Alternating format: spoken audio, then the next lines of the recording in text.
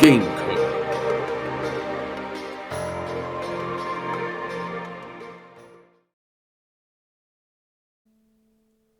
Welcome back, coders, to another quick video. Today, we're taking a look at something a little bit new, sort of an extension, actually, of a video that I did a while back.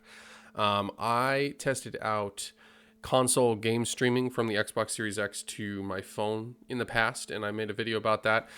This is actually going to be like kind of the level up version of that. I got invited, and I was very lucky. I got invited to the Xbox Cloud Gaming Beta, formerly known as xCloud.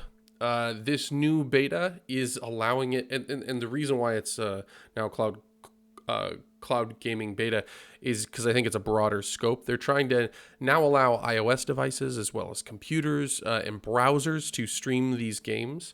So the limitations have basically come off. The wheels have come off. They've allowed people to start using them in a lot of different ways, and it's really, really exciting. So one of the couple things to separate this beta from previous parts. Previously, this was only available on mobile through Android devices, very specific Android devices. This is now available on almost any browser that you can run it on. So you can run it in Chrome, you can run it in Safari, you can run it in their own Edge browser. All of those different things are going to be capable of running it. About the only place you can't run it is on an Xbox itself, because why would you do that when you can play the game straight up? Now, there are a couple things that I've found that are really, really good about it. There's a couple things that I feel like could be better. So we're going to talk a little bit about both. And to start things off, I kind of just want to start off with some of the negatives, some of the criticism that I have of it. Knowing full well, just with a caption, the end goal, I love what they're doing. I love where they're going with it. And I love some of the features of it a lot. And we'll get into that in a little bit. But let's start off with some of the negative, and you're going to be seeing some B-roll footage of me actually playing it. There's going to be a combo of both touch controls games and ones where I control it with a controller itself. These are captured on an iPhone 11 through a browser app that you basically install to your home screen, so it's super, super simple. The first negative that I've found, and this is just kind of a cloud gaming basis, is latency. Latency is still kind of rough.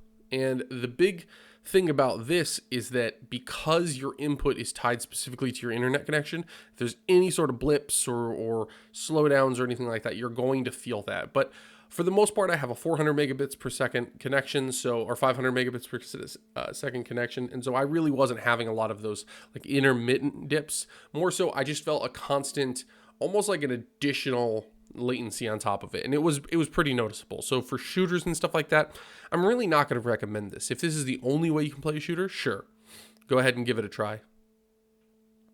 But if you have any other way to play a shooter, this is not the most ideal way to do it. The other negative that I noticed was actually related to what system these appeared to be running on, specs wise. So all of the games that are on the cloud beta are running on their servers, Xbox's servers, these xCloud servers. The thing about the xCloud servers, as far as I understand, these, in my research has told me, these are based upon Xbox One S systems. So we're actually talking about playing last gen consoles when we're talking about cloud gaming. That, to me, is the biggest fault of this entire experience. The latency is doable for almost all of the games except for the shooters, right? So take the shooters out, you still have a tremendous amount of games to work with. If you ever just want to check out what's on there, go look up, what's available on cloud Xbox gaming, and you'll be able to see there's a huge variety of it. And in fact, there's probably 30, 40 games that are just touch control enabled, which is really great. But because these are all the Xbox One S versions, you're getting kind of degraded versions. Now, sometimes this is not a big deal. If the game is already running at 60 frames per second, for example, that actually is a really good experience. It ends up feeling more like a 30 FPS game in terms of latency. But overall, you're getting a really smooth picture and everything like that. But I think the reason they're still doing that is because the streaming capabilities max out at 720p. It's pretty obvious that these games are not displaying at anything higher than 720p at any point. On a phone, that's totally fine. On a big computer screen, not an ideal situation. So I still think there's a lot of room for growth. But what is here is really good. A couple really good notable things. I have a 4G LTE connection with my iPhone. I tested that out, and I would say about 80% of the time, it was great. Like, had no issues at all. There were 20% of the time, and this was basically 2 of the 10 experiences out of the times that I tried it. I got lag and I got stutters and stuff like that. The other 8, though, almost non-existent. It was enough that I didn't care that the latency was affecting me. But in general, almost all of the experiences work really, really well.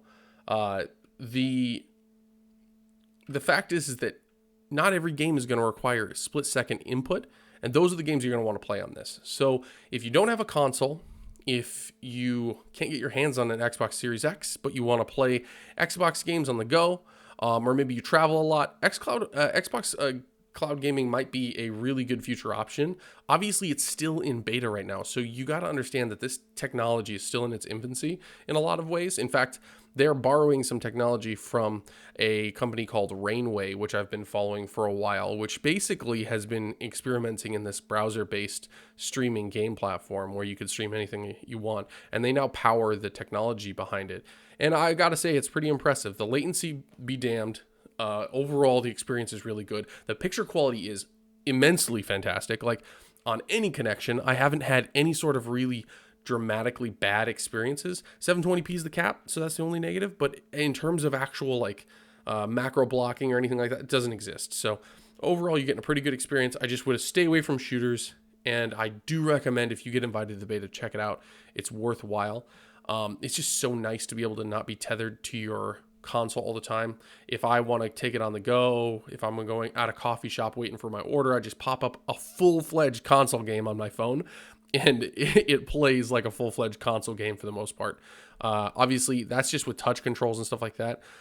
You're going to really get a lot out of indie games and stuff like that on your phone on the go. So hopefully you guys get a chance to get invited to the beta. If you haven't already, you can check out some of the footage behind. I'll let it run in the background. Make sure to like the video, subscribe to the channel, and as always, stay classy, coders. Chance opportunities. I mean, that's what has them in the lead right now. On the court right now, second quarter starting for the Suns. Kaminsky out there with Aaron Baines. Then there's Carter. Then it's Johnson, and it's Jerome in at the 1 spot. Flattening the lottery odds, Greg. Do you think that's worked out as intended? You don't hear as many predictions about who's going to get the 1 pick or the 2nd pick. I think that's good for the players and the fans. You don't want anyone rooting for you to lose. No, absolutely not. Looking at who's out there now for the Lakers. Davis is checked in for Howard, and James subbed in for Rajon Rondo. Pretty much all of their buckets coming from inside the paint now. And we've played just over a minute of basketball here in the second quarter. Oubre outside. This one for 3. It's hauled in by Los Angeles. Kuzma's got 4 rebounds in this game. Pass to Caruso.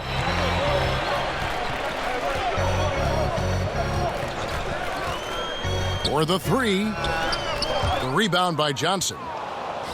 So it's Rubio bringing it up for the Phoenix Suns. 7-point differential. Caldwell Pope with it, and it's Johnson picking him up. Score it. His 3rd straight basket in 3 tries. And a strong showing of physical strength there from Aiden. Defenders have their hands full when he's around the rim. Boy, that...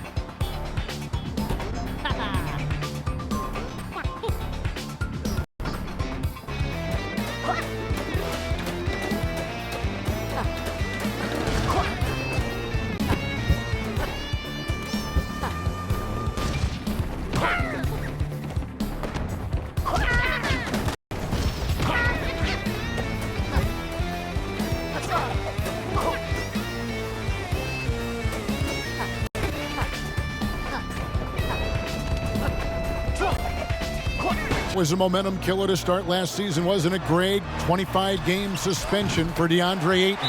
And he sprained his ankle in his return game. The Suns at full strength, able to win some games. He's obviously a huge part of their future. And the Suns call time here. And LeBron James still the face of the league as he goes into his mid-30s. The impact he's had on this sport is really immeasurable. Come on, Jay. I mean, he's one of the most recognizable athletes in the world. I mean, it's scary to think that LeBron can still turn it on and take over when he needs to. And you know what? Playoff LeBron is a very real thing. Looking at who's out there now for the Lakers. JaVale McGee's checked in for Kyle Kuzma. Green comes in for Kentavious Caldwell-Pope. And it's Avery Bradley in for Alex Caruso. Oh, nice look by Bradley, moving it to the open man. Booker looking around. The pass to Ayton. Fires from 14. No good from Booker. He is single-handedly dropping the temperature in here with that cold streak. This isn't like him, and he knows it. The best thing they could do is try to get him more easy looks. Oh, great ball movement there. Booker outside.